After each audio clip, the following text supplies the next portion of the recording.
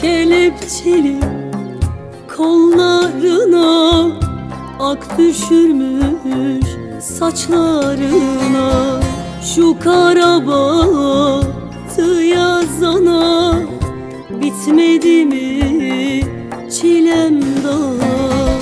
Şu kara bahtı yazana bitmedi mi çilem daha?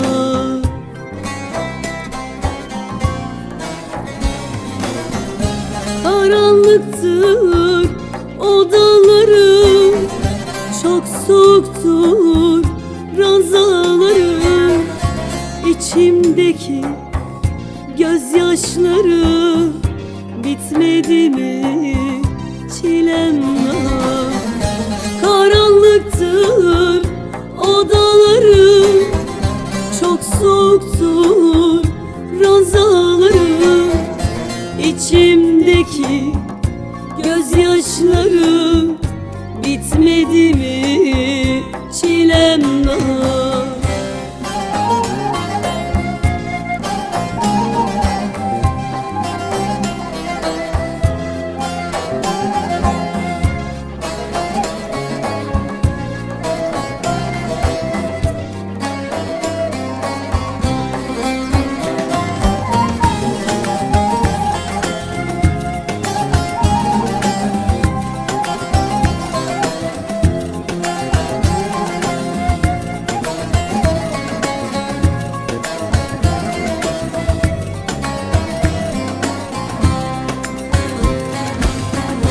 Mapushane duvarları haykırırdı çığlıkları, kuru ekmek tirajları bitmedi mi çilem daha?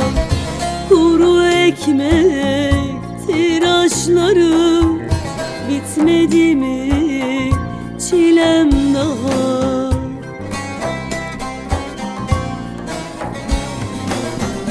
Karanlıktır odalarım, çok soğuktur ranzalarım.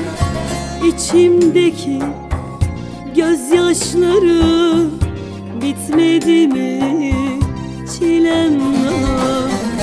Karanlıktır odalarım, çok soğuktur ranzalarım.